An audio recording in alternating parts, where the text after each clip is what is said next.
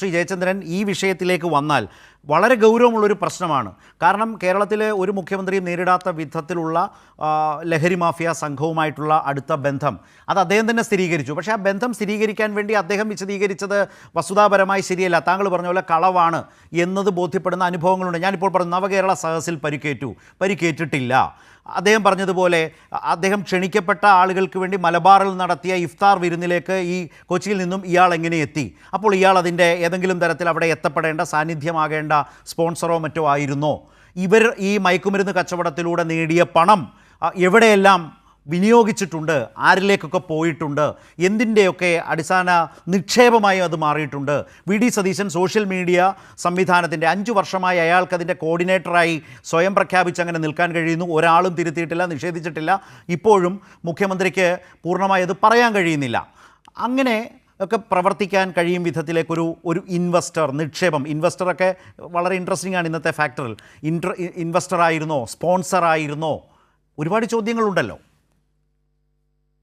അല്ല, ഈ MDMA investment ആണോ എന്നുള്ളതിലേക്ക് നമുക്ക് പിന്നെ കടക്കാം, അടുത്ത ഘട്ടത്തിൽ കടക്കാം. ഇപ്പൊ താങ്കളുടെ ചോദ്യത്തിലേക്ക് ഡയറക്റ്റ് വന്നാല് ഇതില് ശരത്ത് 7 ജില്ലകൾ കടന്നാണ് ഇവർ പിടിയിലാകുന്നത്. ഒടുവിൽ ആ 7 ജില്ലകൾ കടന്ന് പിടിയിലാവുമ്പോ ഉണ്ടായ ഒരു സീഷർ മഹസറുണ്ട്. തൊണ്ടിമുതൽ രേഖപ്പെടുത്തിയെ സംബന്ധിച്ച സീഷർ മഹസർ. ആ സീഷർ മഹസറിൽ പിന്നെ അതിൽ ആരെ കൊണ്ടാണ് സാക്ഷ്യപ്പട്ടികയിൽ ഒപ്പുവെച്ചിരിക്കുന്നത്? യൂത്ത് കോൺഗ്രസ് പ്രവർത്തകരെ കൊണ്ട്. എന്ന് പറഞ്ഞാൽ എന്താണ് അർത്ഥം? കോടതിയിൽ ഈ കേസ് വരുമ്പോ ഇത് പോലീസ് ഞങ്ങളെ നിർബന്ധിച്ച് ഒപ്പിടിപ്പിച്ചതാണ്, അല്ലെങ്കിൽ തല്ലി ഒപ്പിടിപ്പിച്ചതാണ് എന്ന് കോടതിയിൽ പറഞ്ഞാൽ ഒരാളും നിഷേധിക്കാൻ ചെല്ലില്ല. ജയചന്ദ്രൻ, അങ്ങനെയും വേണ്ട. ഈ വാർത്ത കണ്ടപ്പോൾ അഭിഭാഷകരും മുൻ പോലീസ് ഉദ്യോഗസ്ഥരുമായ ആളുകൾ എന്നോട് സംസാരിച്ചപ്പോൾ പറഞ്ഞത്, നാളെ കോടതിയിൽ ഈ സാക്ഷികൾ കയറി നിൽക്കുമ്പോൾ നല്ല പ്രാഗൽഭ്യമുള്ള അഭിഭാഷകരെ തന്നെ ഈ പ്രതിഭാഗം അണിനിരത്തുമല്ലോ, സംശയമൊന്നുമില്ല. നിങ്ങളുടെ മുമ്പിൽ വെച്ചാണോ ഈ തൊണ്ടി മുതൽ പോലീസ് അല്ലെങ്കിൽ അന്വേഷണ സംഘം പിടികൂടിയതും മറ്റത് രേഖപ്പെടുത്തിയെടുത്തതും എന്ന് ചോദിച്ചാൽ അല്ല എന്നൊരുറ്റുത്തരം വന്നാൽ മതി, സംഗതി കഴിഞ്ഞു, തീർന്നു. അല്ല, അതടക്കമുള്ള അപ്പൊ അതാണ് ഞാൻ പറഞ്ഞത്. ഓപ്പറേഷൻ തൂഫാൻ കേസിൽ ഈ കേസ്, അതാണ് ഞാൻ തുടക്കത്തിൽ പറഞ്ഞത്, ഈ ഓപ്പറേഷൻ തൂഫാൻ കേസിൽ ഈ കേസ് അട്ടിമറിക്കാനുള്ള ഫൗണ്ടേഷനും ഇട്ടുവെച്ചിട്ടുണ്ട്. അറസ്റ്റ് ചെയ്യേണ്ടി വന്നു. അവിടെ സംഭവിച്ച അറസ്റ്റ് പറഞ്ഞോളൂ. അത് മുന്നുപാധിയായിട്ട് വെച്ചുകൊണ്ട് തന്നെയാണ് ഈ കേസ് കൈകാര്യം ചെയ്തതെന്നും, അത് മാത്രമല്ല കേൾക്കുന്നത് നമുക്ക് സ്ഥിരീകരിച്ച് ഇവിടെ പറയാനായിട്ട് നമുക്ക് ആർക്കും കഴിയാത്തൊരു കാര്യമുള്ളത്, പിന്നെ ആഭ്യന്തരമന്ത്രിയോട് മുഖ്യമന്ത്രി തട്ടിക്കയറിയെന്നും തുടർന്ന് അതിന്റെ അടുത്ത പടിയായിട്ടാണ് പുട്ട ഉപരാജിത്യയെ മനഃപൂർവ്വം നിർബന്ധിച്ച് അവധിയെടുപ്പിച്ച് മറ്റേ അടുത്ത ആൾക്ക് കൈമാറിയത്, അധികാരം കൈമാറിയത്, ഈ ചുമതല കൈമാറിയത് എന്നുള്ള വാർത്തകളുണ്ടല്ലോ. തെളിവുണ്ടോ എന്ന് ചോദിച്ചാൽ എൻ്റെ അടുത്ത് തെളിവില്ല. പക്ഷെ സ്ഥിരീകരിക്കാത്ത കൃത്യമായി കോൺഗ്രസ് ക്യാമ്പിൽ നിന്ന് തന്നെ കിട്ടുന്ന വിവരങ്ങളാണത്. അതടക്കമുള്ള കാര്യങ്ങൾ ഇവിടെ നടക്കുമ്പോൾ മുഖ്യമന്ത്രി വീണ്ടും പറയുന്നത് എന്താണ്, ഇന്നും ആവർത്തിക്കുന്ന എന്താണ്, പെരുമ്പാവൂർ MGM ഹൈസ്കൂളിന്റെ മുമ്പിൽ വെച്ച് ഇയാളെ മർദ്ദിച്ച് അവശനാക്കി. പക്ഷെ അയാളുടെ ഇപ്പോ ശരത്ത് കാണിച്ച വീഡിയോയിലടക്കം വളരെ കൂളായിട്ട് സമരം ആഘോഷിക്കുന്ന ഒരു വ്യക്തിയാണ് നമ്മൾ കാണുന്നത്. ബസ്സിൽ കയറുമ്പോഴും പിന്നീടും ഒക്കെ ഇയാൾ എവിടെയാണ് മർദ്ദനമേറ്റ് അവശനായത്?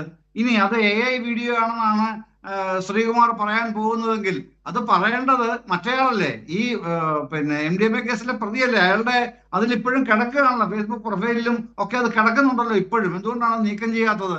അപ്പൊ അതല്ല, അയാള് ഈ മർദ്ദിച്ച് അവശനാക്കി എന്ന് പറയുന്നത് തന്നെ ഒരു പ്രധാനപ്പെട്ട കള്ളമായി മാറുകയാണ്.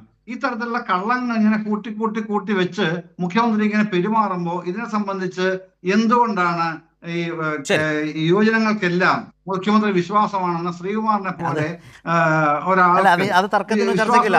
അത് അദ്ദേഹത്തിന്റെ വാദം, അങ്ങനെ ഇരിക്കട്ടെ, ഇത് താങ്കളുടെ വാദം. പക്ഷേ ഈ ജെൻസി അതുപോലെ തന്നെ യൂത്തിനെയൊക്കെ ആകർഷിക്കാൻ കഴിയുന്ന ഈ വാഹനങ്ങളുടെ മോഡിഫിക്കേഷൻ എന്ന് മാത്രം ഓർമ്മിപ്പിച്ചാൽ മതി, എല്ലാം മനസ്സിലാകും. യൂത്തിനെ എത്രമാത്രം ഹരം കൊള്ളിച്ചു, വസ്തുത എന്തായിരുന്നു, പ്രചാരണം എന്തായിരുന്നു, ഓഫർ എന്തായിരുന്നു, ഒടുവിൽ എന്താണ് സംഭവിച്ചത്, അത്രേ ഞാൻ പറയുന്നുള്ളൂ. കൂടുതലൊന്നും ഞാൻ പറയുന്നില്ല. ന്യായീകരിച്ചോളൂ, കൂടുതൽ ചോദ്യമില്ല, ന്യായീകരിച്ചോളൂ എന്ന് പറയുന്ന ആ പാറ്റേണിൽ ഞാനത് വിടുകയാണ്. ചർച്ചയുടെ ഭാഗവുമല്ല, പ്ലീസ്. ഞാൻ ഇടയിൽ ഒരു സ്വാതന്ത്ര്യം എടുത്ത് പറഞ്ഞു എന്നേ ഉള്ളൂ. ഞാൻ ശ്രീ ഗോപൻ അല്ല, ഒറ്റ കാര്യം കൂടെ പറഞ്ഞ ഭാവം നിർത്താം ശ്രദ്ധ. ഒരു കാര്യം ഗൗരവമായിട്ട് എടുക്കേണ്ട ഒരു കാര്യമായിട്ട് എനിക്ക് തോന്നിയ, കുറച്ച് ദിവസങ്ങളായിട്ട് തോന്നിയൊരു ഒരു സംഗതിയാണ് കേട്ടോ. എല്ലാം അടുക്കി വെച്ച് നോക്കിയപ്പോഴേക്ക് വീണ്ടും വ്യക്തത വരുന്ന ഒരു കാര്യമാണ്. ഈ റൈറ്റ് വിങ് പോപ്പുലിസത്തിന്റെ ഏറ്റവും മികച്ച ഒന്നാമത്തെ ക്ലാസിക്കൽ എക്സാമ്പിളാണ് വി ഡി സതീശൻ എന്ന് പറയുന്ന രാഷ്ട്രീയ നേതാവ്. ആ റൈറ്റ് വിങ് പോപ്പുലിസം എങ്ങനെയാണ് ഇംപ്ലിമെന്റ് ചെയ്യേണ്ടത് എന്ന് ലീഗുമായിട്ട് ചേർന്ന് മാധ്യമങ്ങളുടെ കൂട്ടും പിടിച്ചുകൊണ്ട് എത്ര ഭംഗിയായിട്ടാണ് അദ്ദേഹം നിർവഹിച്ചത് എന്നുള്ളതാണ് ഇലക്ഷൻ റിസൾട്ട് കാണിക്കുന്നത്. പക്ഷെ അതിനുശേഷവും അതങ്ങനെ തുടരുകയാണ് എന്നുള്ളത് ഏറ്റവും കൂടുതൽ ചോദ്യം ചെയ്യപ്പെടേണ്ട അവസ്ഥ വന്നിരിക്കുന്ന ഇപ്പോൾ തന്നെ, ഈ 3 മാസത്തിനകം തന്നെ അത് സ്വയം തുറന്ന് കാട്ടപ്പെട്ടിരിക്കുന്നു. ആ സ്വയം തുറന്ന് കാട്ടപ്പെട്ടത് എത്രയും നന്നായിട്ടുണ്ട് എന്ന് തന്നെയാണ് ഞാൻ വിചാരിക്കുന്നത്. ശരി.